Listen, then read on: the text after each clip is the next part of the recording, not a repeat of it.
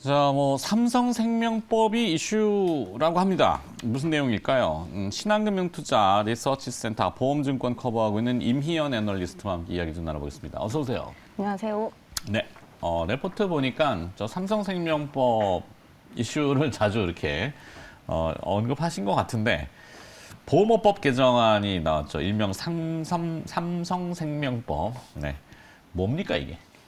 네, 삼성생명법이라고 하는 이 보험업법 개정안은 사실 지금 보험사들이 계열사 주식을 총 자산의 3% 이내로 가지고 있는데 이것을 원가로 평가를 하고 있습니다.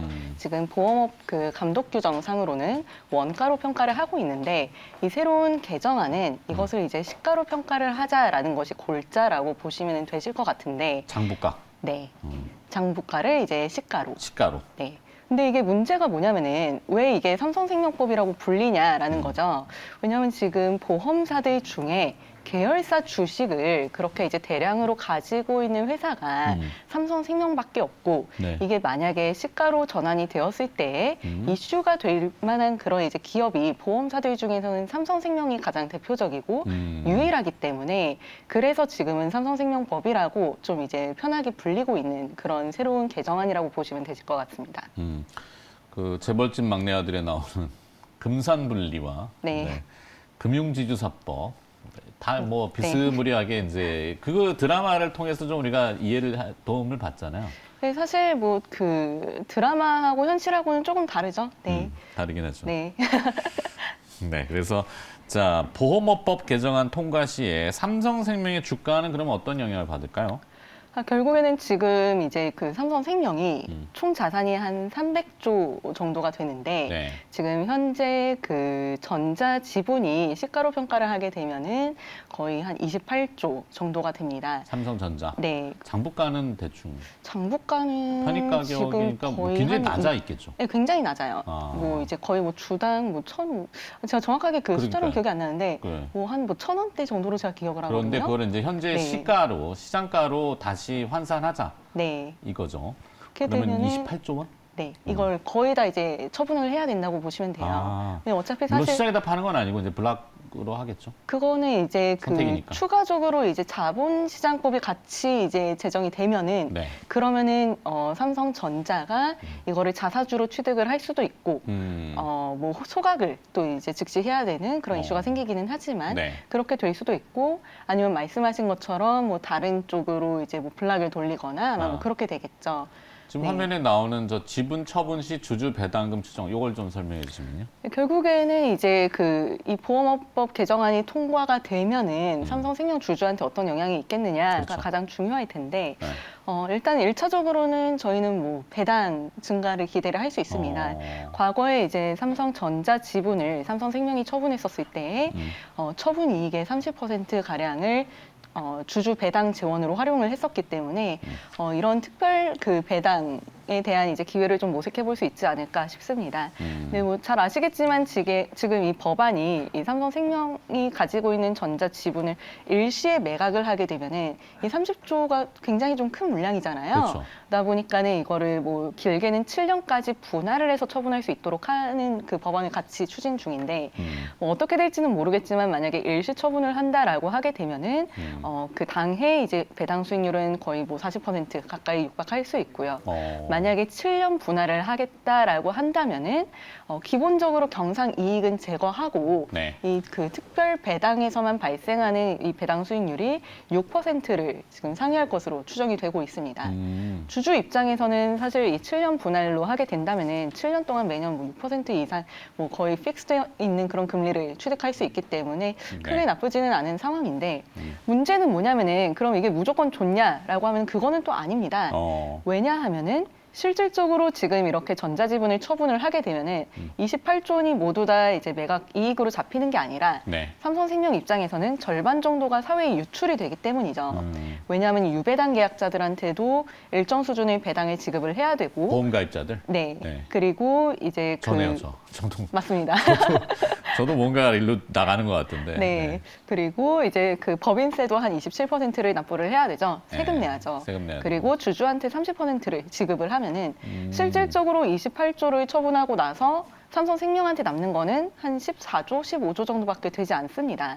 그런데 지금 이 삼성전자로부터 연간으로 지금 삼성생명이 수취하고 있는 배당 수익이 약 8천억에서 9천억 원 정도가 되는데 네. 이거를 남아있는 이 14조, 15조 가지고 이제 창출을 하려면은 신규 투자 이원이 6%를 상회하는 새로운 자산에다가 재투자를 해야 되는데 이게 사실 보험회사의 운용 스킴을 놓고 보았을 때에는 거의 불가능한 영역이라고 보셔야 돼요.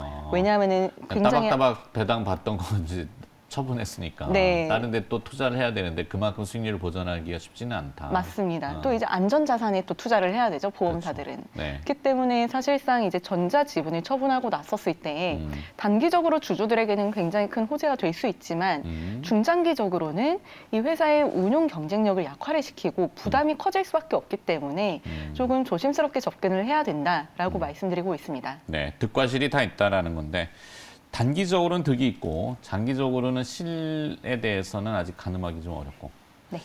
애매하네요. 네. 내년에 실손보험료가 평균적으로 8.9% 오른다고요? 네, 그런데 8.9%. 자동차 보험료는 또 인하된다. 내년 보험주 실적 괜찮을까?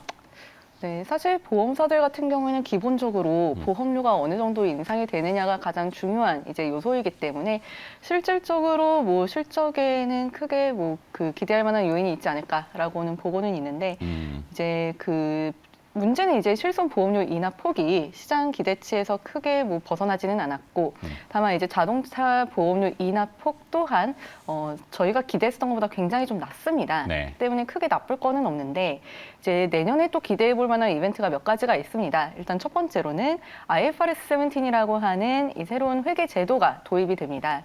새로운 회계 제도가 도입이 되면은 보험사들은 회계적으로 내년에 증액을 큰 폭으로 기대를 할 수가 있게 되는 상황이 되고요. 두 번째로는 자동차 보험의 표준 약관이 변경이 됩니다. 이거는 제가 나올 때마다 몇 번 말씀을 드리기는 했었는데 네. 한번 다시 이제 좀 요약을 드리자면은 지금은 이제 그 자동차 사고가 났었을 때 대인 그 보험금에 대해서는 그 과실 비율에 대해서 지금 상계를 하고 있지 않습니다. 네. 그런데 이제 내년부터는 이게 변경이 되면은 이 과실 비율을 대물뿐만 아니라 대인에도 이제 그 상계를 하기 때문에 모럴 해저드성 보험금 청구가 굉장히 많이 감소할 것으로 기대를 하고 있습니다. 크게 내년에 뭐 나쁠 만한 요인은 없고요. 네. 다만 이제 이 보험료 인상 폭이 8.9%라는 것은 사실 저희가 올해 연말에 보험사들의 주가 상승을 기대할 수 있는 한 가지 이제 이벤트였기는 했습니다.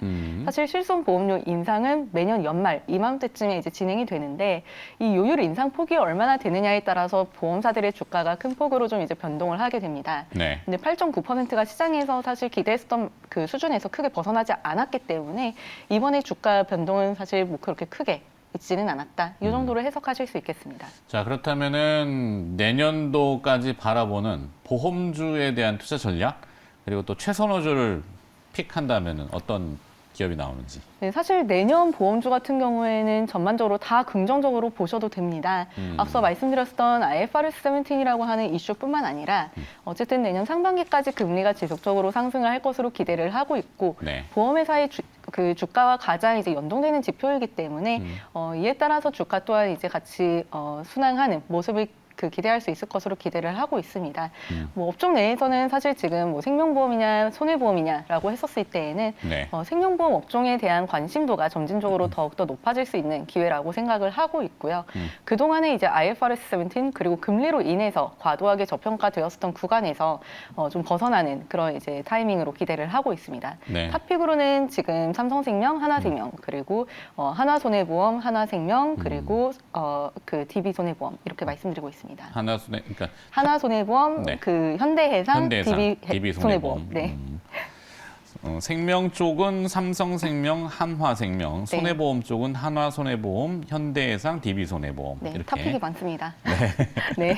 자, 증권주 잠깐 보고 또 마무리해야 될 것 같습니다. 증권주는 오늘 이제 배당 계산일이라서 근데 동양생명은 제외하고 NH투자증권 뭐 1,000원 배당인가? 이렇게 되어 있는 것 같고 삼성증권이 3,800원, 한국금융지주도 꽤 높은 배당인 것 같은데 오. 시가 배당률로는 지난해 뭐 한 10% 가량이 됐던 것 같은데 네. 올해도 과연 그럴까? 증권주 얘기 좀 부진했던 증권사 내년에는 반등합니까? 내년에 지금 반등을 사실 단기적으로 기대할 만한 요인은 제한적이라고 말씀을 드리고 싶고요.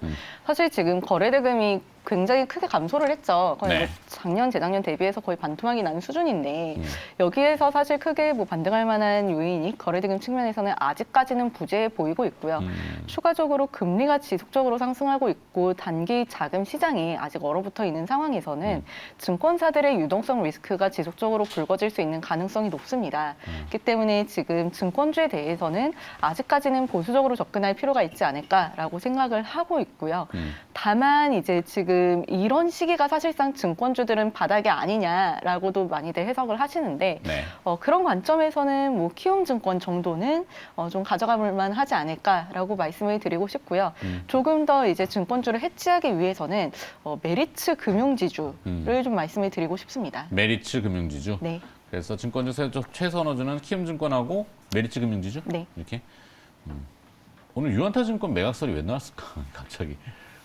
들으신 건 없죠? 네, 저 금시초문이에요. 네. 네. 유한타증권 매각설이 나와가지고 우선주도 지금 장중 상한가에 들어가고 이렇다는데 시장에는 항상 풍문이 있으니까. 네. 네. 임현 애널리스트한테 풍문까지 여쭤보긴 그렇고. 좋은 정보 감사합니다. 아닙니다. 자, 마무리하겠습니다. 네, 보험 쪽과 또 화재 쪽하고 그다음에 증권주 쪽 알아봤고요. 신한금융투자 리서치센터 보험증권 커버하고 있는 임희연 애널리스트였습니다. 오늘 고맙습니다. 감사합니다.